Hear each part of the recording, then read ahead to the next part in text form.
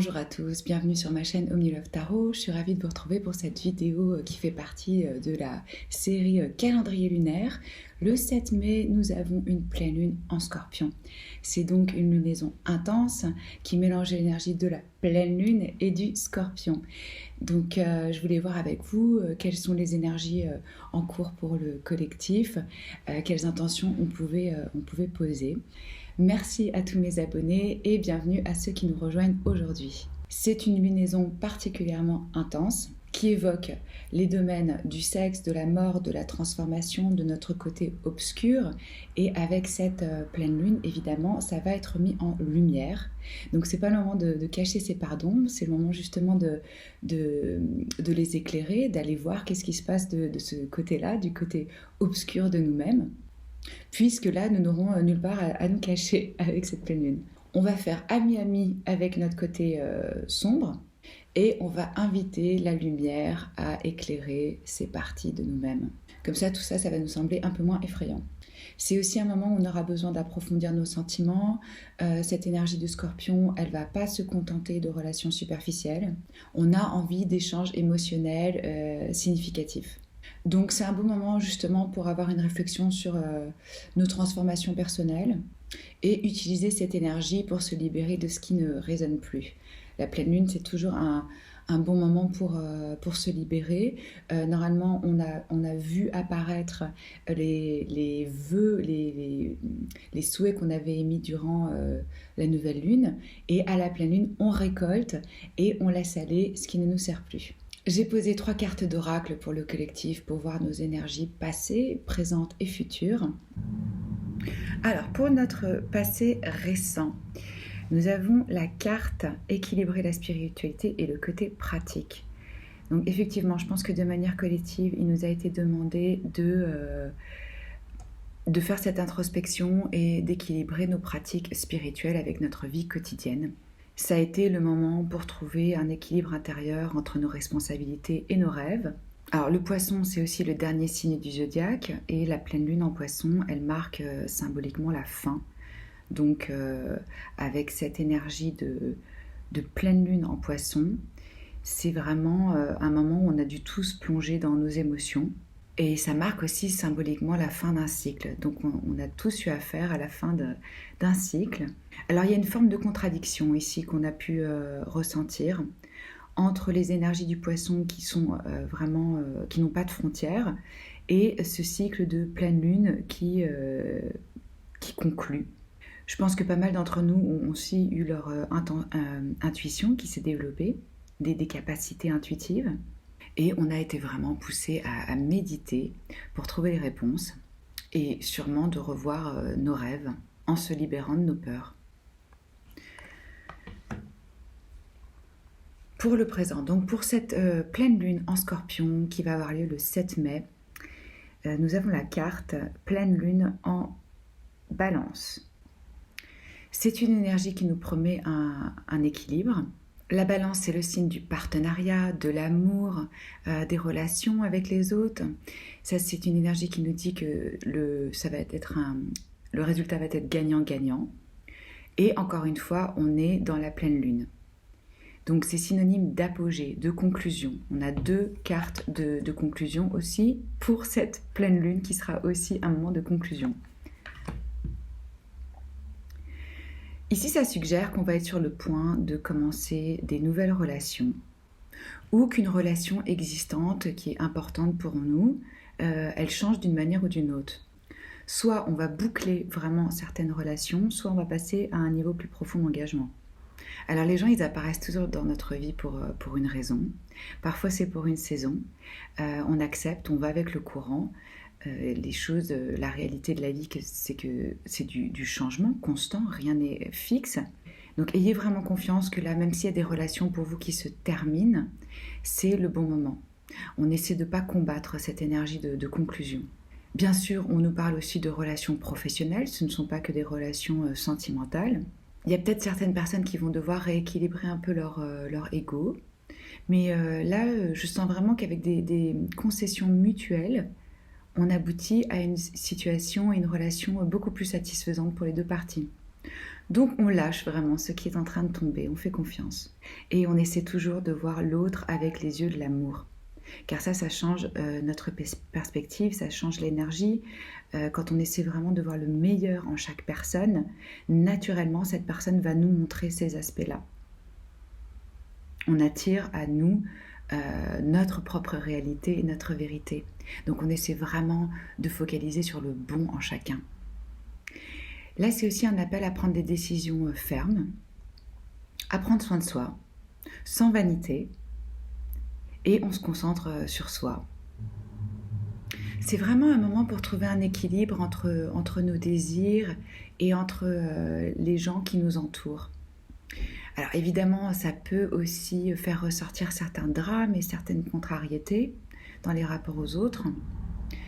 Mais là, cette énergie de la balance, elle aide vraiment à apporter une énergie d'amour. Donc c'est un moment où les négociations sont propices. Elles vont être facilitées grâce à cette énergie.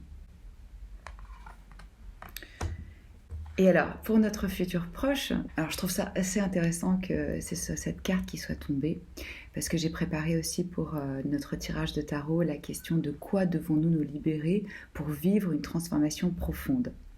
Donc cette carte, elle pose la même question. De quoi est-ce qu'on doit se libérer ? Il y a des choses qui sont en train de tomber. La vie, elle se déroule par cycle. Et là, c'est un temps d'arrêt ou de lâcher prise. Notre situation, elle a atteint un sommet, donc pour le meilleur ou pour le pire. Hein, mais là, c'est un temps pour justement adoucir. Vous voyez, il va y avoir beaucoup plus d'équilibre et d'harmonie et d'amour qui vont être retrouvés. Donc là, le message qui est fort, c'est de se libérer avec douceur et d'arrêter d'essayer de forcer les choses. Pour s'accorder à cette énergie, c'est donc important de lâcher prise et de passer à autre chose, en montrant le moins de résistance possible. Alors on peut demander pardon, on peut faire un rituel pour se libérer d'un bagage émotionnel, on peut faire un travail énergétique, comme la méditation ou le yoga. Ça, c'est une énergie de décroissance. C'est pas le moment de s'accrocher à quelqu'un ou à quelque chose. Vous voyez, ces deux énergies, elles nous parlent de la même chose, c'est-à-dire on lâche, on ne s'accroche pas. On commence notre processus de régénération. On va regarder maintenant ensemble qu'est-ce que le collectif a découvert au cours de ces 6 derniers mois. Oh, ok, rapide. La justice, arcane majeur. Quelles sont les émotions intenses qui se présentent à nous ? On a 3 cartes, ok. On a le 10 de bâton, le roi de bâton et l'ermite. On va regarder de quoi on doit se libérer pour vivre une transformation profonde. Ok, le 2 de bâton. Et sous le paquet, nous avons le 8 de bâton qui nous annonce un changement soudain, rapide, des nouvelles, de l'action.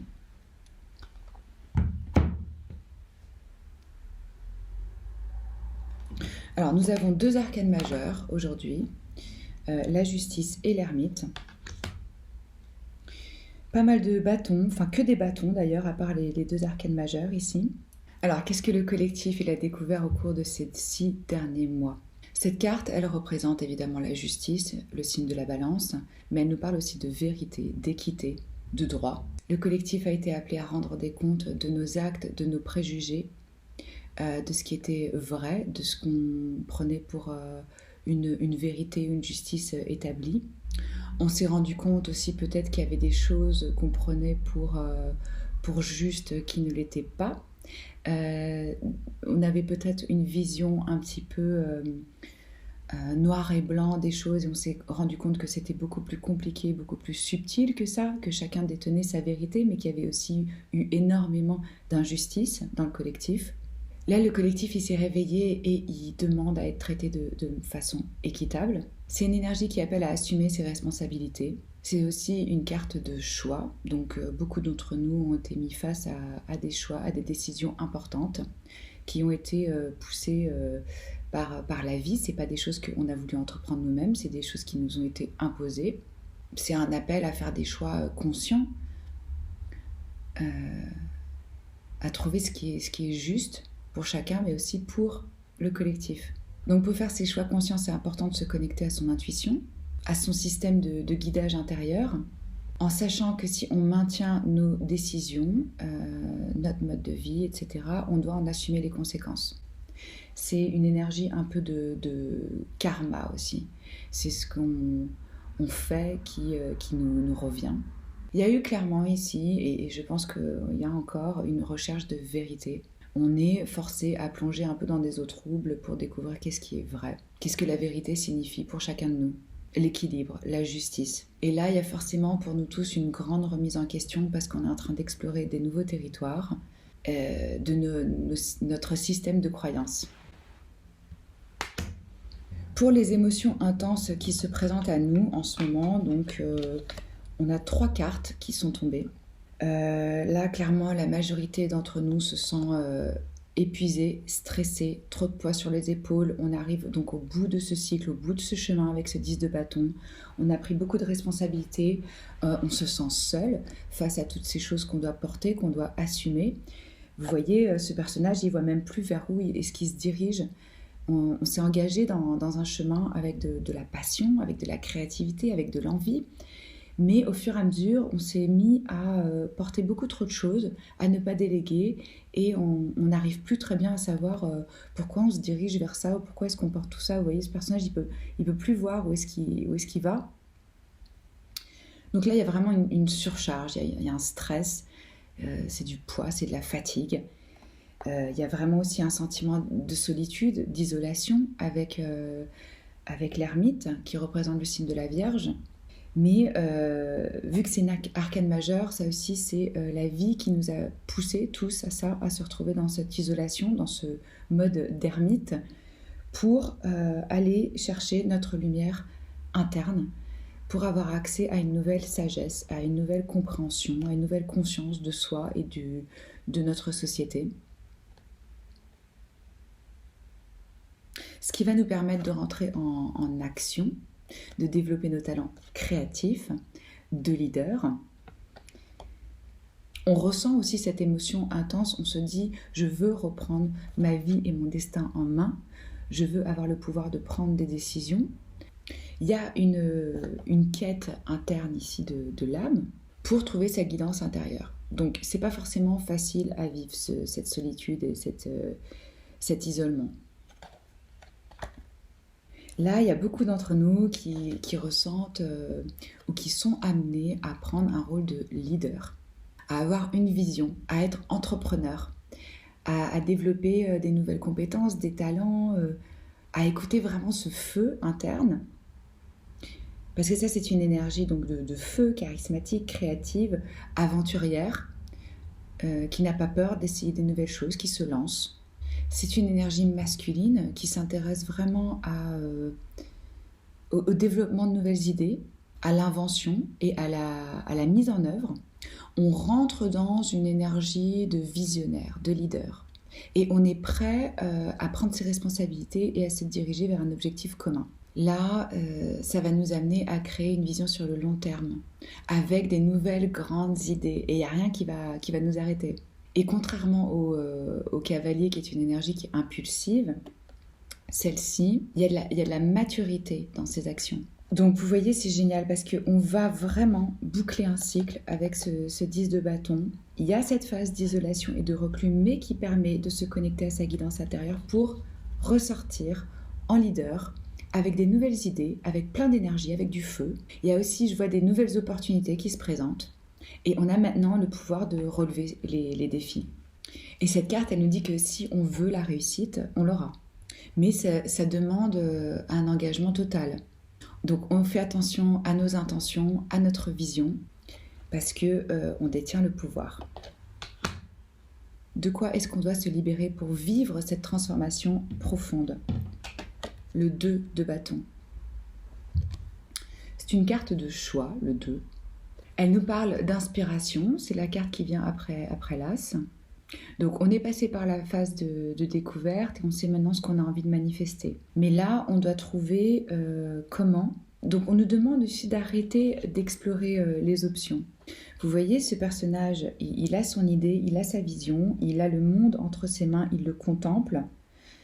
Je pense qu'on nous appelle vraiment maintenant à rentrer dans l'action, à arrêter la phase de planification, on étudie toutes les possibilités, parce que c'est bien d'être ouvert à la croissance, il y a vraiment une énergie d'avoir envie d'explorer des nouveaux territoires, mais vous voyez, on nous dit que on est ce roi de bâton, on n'est plus du tout aux deux là, on a fait tout le chemin.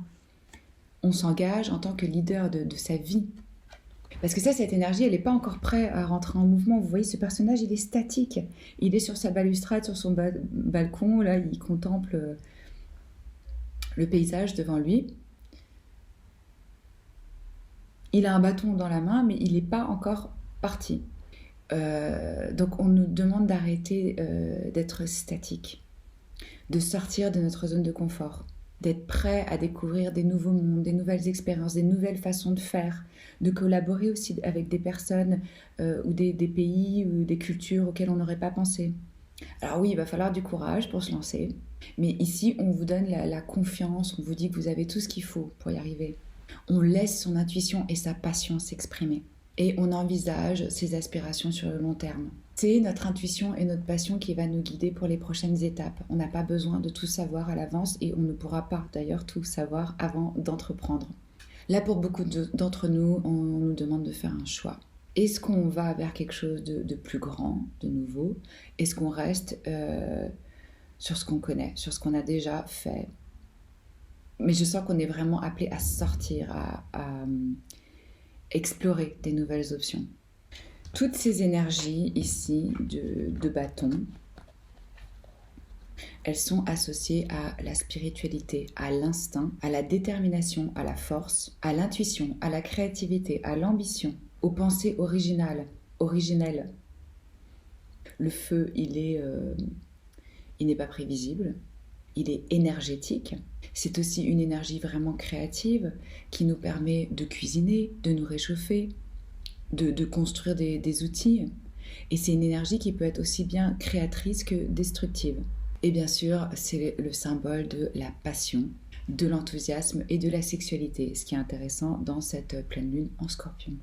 J'espère que cette vidéo sur les énergies de cette pleine lune, ça peut vous aider, vous éclairer. Omnilove Tarot a sa page Facebook avec des inspirations quotidiennes et aussi la page Instagram. Si ça vous a plu, je vous invite à liker, à commenter, à partager et bien sûr à vous abonner à la chaîne si ce n'est pas encore fait pour profiter de vidéos gratuites de tarot sur les relations, l'amour et le calendrier lunaire. Voilà, je vous embrasse et je vous dis à très bientôt. Ciao!